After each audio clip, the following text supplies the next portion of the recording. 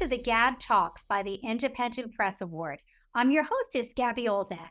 To sign up for a podcast, visit independentpressaward.com/podcast. To participate in the 2024 Book Award competitions, please visit independentpressaward.com and NewYorkCityBigBookAward.com. You can now find our magazine in any local library on Overdrive via Libby app, 32 global newsstand apps, and at any special event. Today, we will be chatting with author and educator Elaine Bapis. Elaine collaborated and co-wrote Valter of Salt Lake City, The Magic of the Table, winner of the 2023 New York City Big Book Award for Coffee Table Book. Elaine, now retired, was a professor at Westminster College and the University of Utah, where she taught literature, history, and film.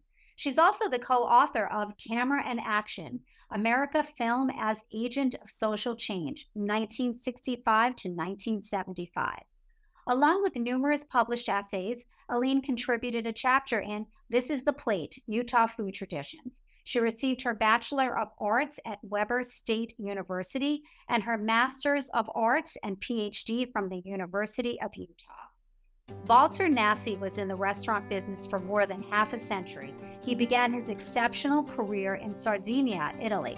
His culinary expertise spans the world: London, Switzerland, Italy, Kenya, and New York City. In the 90s, Valter moved to Salt Lake City. From 2003 to 2012, he was the face of Cucina Toscana. In 2012, he launched his award-winning restaurant, Valter's Osteria, altering the culinary landscape of Salt Lake City. Valter Nassi died September 20th, 2022 at age 76. Elaine and Valter collaborated on Valter of Salt Lake City, The Magic of the Table for 5 years, finally publishing in 2019. Elaine joins us today from Salt Lake City. Congratulations, Elaine, and welcome to the GAB Talks. Thank you so very much, and it is a pleasure for me to be here. I am very honored. Well, it's just such a gorgeous book. It really, really deserves the award that it was given. So let's get started, Elaine. The story of food is the story of life. This was Valter's philosophy of food. Elaine, please expound on this for our viewers and listeners. Well, Valter believed that food was not just for nourishment, and that we focus so much on the science of food that we forget how transformative it is for our daily lives. And food for him was joy, it was love, and it was transformative. It had the power to transform a night where you were tired and maybe going to Valter's Osteria and just wanted food and wanted to go home, into a night of joy and a night of laughter and a night of camaraderie. So that, for Valter, is the point of food. So Elaine, as I said in my intro, Valter's career spanned a quarter of a century. He was a restaurateur, chef for many, many years. What finally inspired him to write Magic of the Table? Well, for so many years, friends had asked him to write a book. They wanted his recipes and they wanted him to have a recipe book. And he kept saying that it's not time. It's not what I want to do. I don't want to write about recipes with the scientific method of this ingredient, this process, etc. And then one day, so we had talked about him writing a book, and I had encouraged him. And one day, the restaurant with our family to sit down and have a nice meal, and he pulled me aside and he said, "Elena," he liked to call people by their Italian names, "you write this book." And I said, "I do what?" He said, "You write this book." And I said, I don't know. I don't know how to write it. I don't know the science of recipes. He said, "Oh, no. This will be a different book." So I said, "Okay, but just know I don't know what I'm doing." And so I said, "I'll meet you next Thursday." I took my computer to his restaurant. We sat across from each other at a table. I opened my computer and I said, "Okay, start talking." Wow, that's a fantastic story. So, in fact, Elaine, your collaboration with Valter spanned 5 years. You told us how you were originally connected, so you stole my next question. But co-authoring a book is really a unique process. I read that you typed while Walter spoke. So walk us through the process, its challenges, and how you really managed to capture his essence in every page of the book. Well, I again, most of it was because I had not had that experience, and I honestly just typed. And Walter was a man of phrases. He rarely finished a sentence. So after about 4 years, I can't even remember how many pages of speaking. And so I said, okay, Walter, I think it's time that we need to put this together now. So the rest of the process was managing everything that he spoke up and organizing it in a coherent order. And so that's when we got to part one and part two. Part one being the memoir, part two being the his culinary repertoire.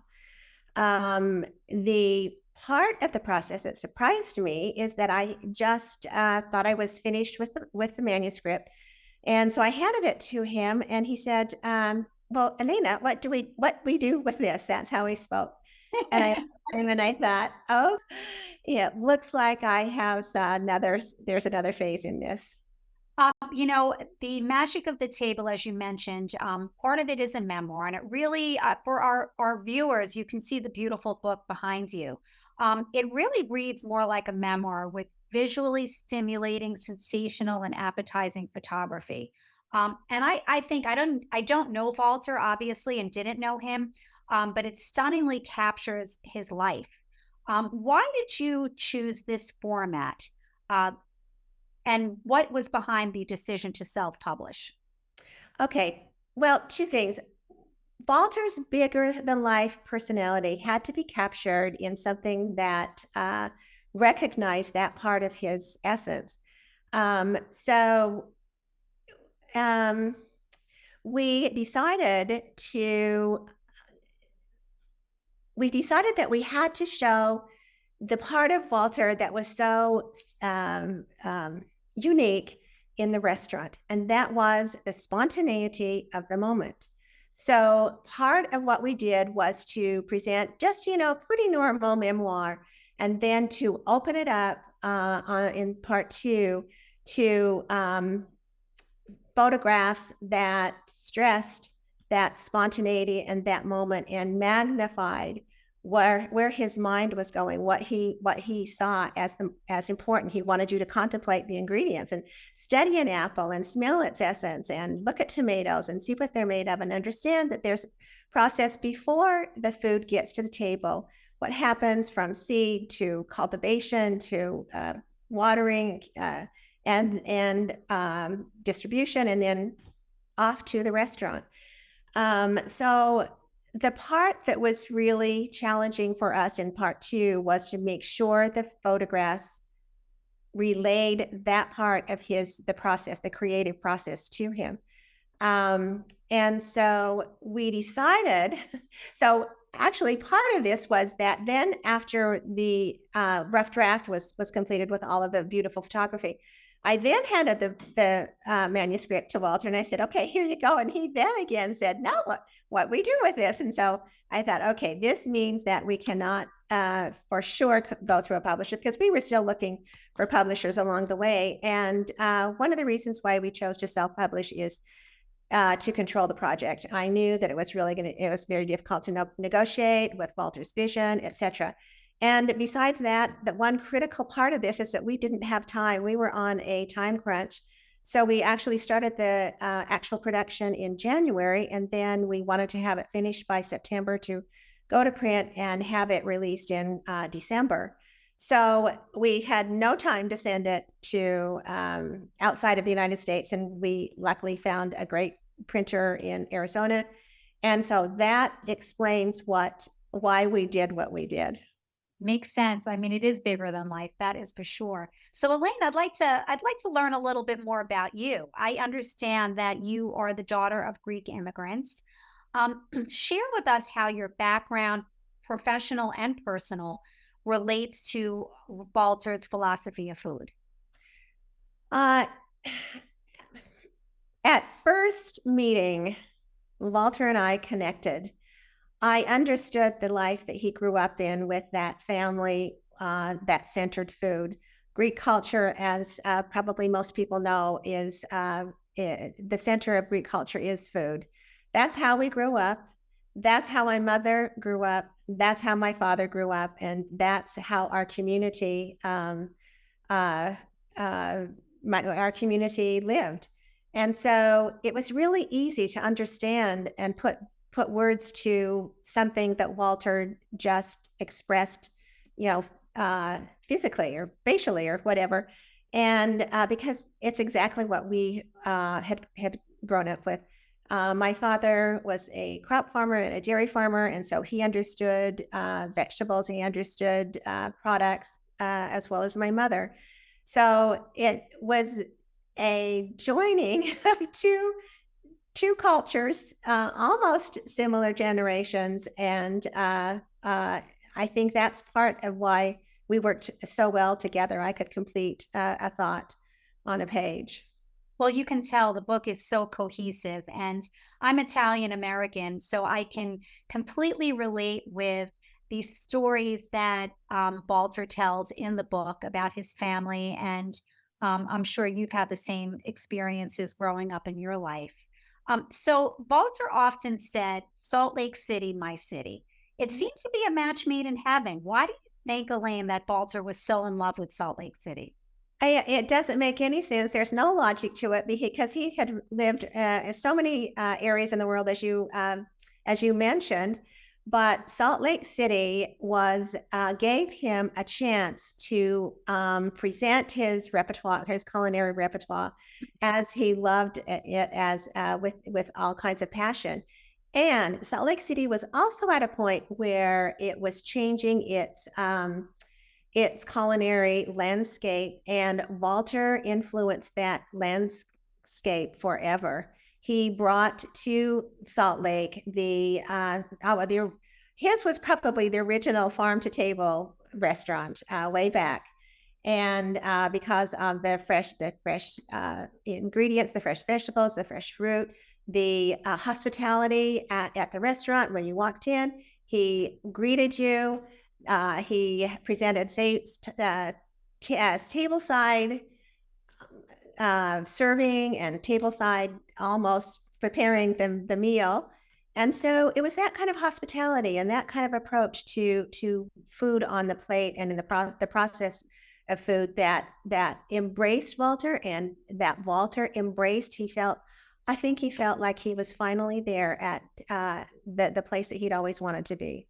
And that's Walter's Osteria. Is that what you're referring Yes, to? I'm sorry. Yeah. He had a couple of projects before that, but Walter's opened in 2012, as you mentioned before, and was 10 years old in 2022 in Still November. open today. Yes, Elaine, it's It's still, still yeah, open. yeah. It's still open today. And while we don't get that big personality in the room, we still get his spirit there. And his maitre d' is doing such an excellent job of keeping that spirit alive. So it's a place that we frequent, and I'm so happy that other people do. I'm sure he's sorely missed. In fact, Derek Miller, the president and CEO of the Salt Lake Chamber of Commerce and Downtown Alliance, said, when visiting Walter's Osteria, guests are transported to another world, a place where you feel loved and cared for, a place that feels like home. That seems to really capture Walter. Is that right, Elaine? Absolutely. For anything that he wanted to do, the most important thing was to transform the person who walked in. He just wanted 2 hours from you, and on your after a busy work day, after a busy conference, all he wanted you to do was sit down and let him bring you into a place that was mesmerizing, and that's what happened. He tells a story of the whole table, maybe a dozen conference and goers who came in. All they wanted to do was just eat, drink, and leave. And they mentioned, but after Walter got through with them, they were in a party mode. They were laughing. They were enjoying the night. And for Walter, that was the ultimate sign of success. I read that story. That was a great story. That's one of my favorite experiences in restaurants when you get there and you don't even look at the menu and the chef just comes to your table and makes suggestions and just keeps bringing out plates. And that seems to be what Walter did. Exactly. And that gives such a personalized touch, and it makes food not about the plate and seeing it and having it on the plate, but the whole engagement with the process behind in the kitchen and out in the front with the servers. And so it's not just about that food, it's about the whole experience. He often talked about everything working together like a symphony. And so it's the artistic nature of what you received on that plate that was so unique to Walter. And Elaine, you contributed a chapter to the book, This is the Plate, Utah Food Traditions. Is there a food culture in Utah? There is definitely a food culture in Utah. Utah is made up of a variety of ethnic groups who came here, most of them during the turn of the century, to work on the railroad in the mines. And then the pioneer Mormon culture has a unique cuisine. That book was so much fun to be a part of because the book, This is the Place, plays on the line that Brigham Young supposedly said when he saw the Valley of Utah after coming through the mountains, which was, this is the place. So the book, I think, brings together Utah as a culture instead of separate little communities, isolated and, kind of a diaspora. So it shows what the food culture of Utah has looked like. And I'm sure, as we spoke of earlier, Walter definitely added to that food culture with his I restaurant. think he designed it. Yeah, it sounds like it. So, Elaine, what was Walter's hope for the book, and how do you think he would most like to be remembered? I think his hope for the book is that it would be a visualization of his concept and philosophy of food, which was that every person has the capability of his or her own creative process in the relationship with food.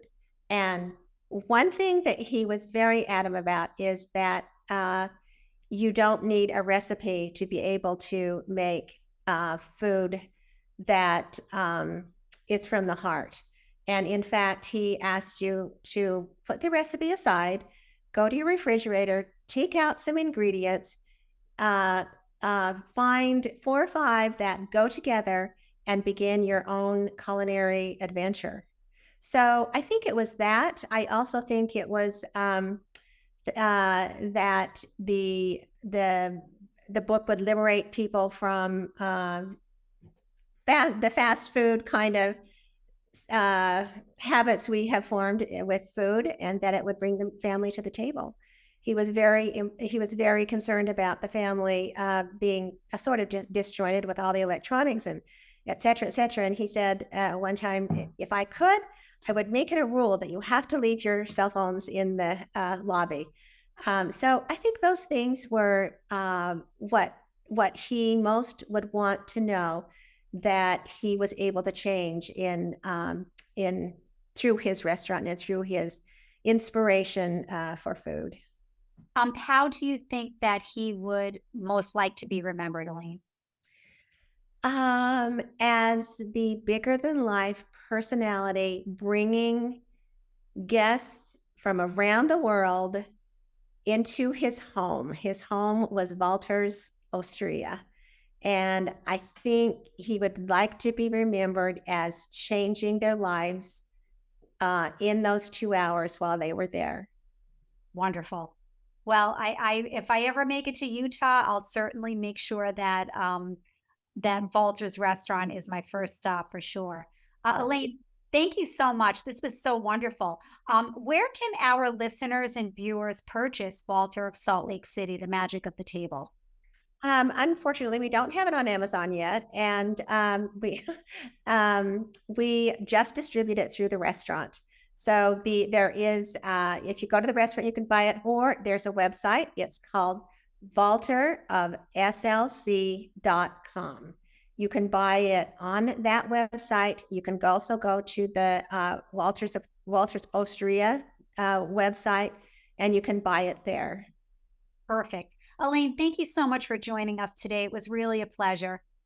Well, it was all my pleasure, and I'm so glad to know a fellow Italian who would absolutely have loved to meet Walter. But if you come into town, let me know, and you can be my guest. I certainly will. Thank you so much, Elaine. I'll look forward to that.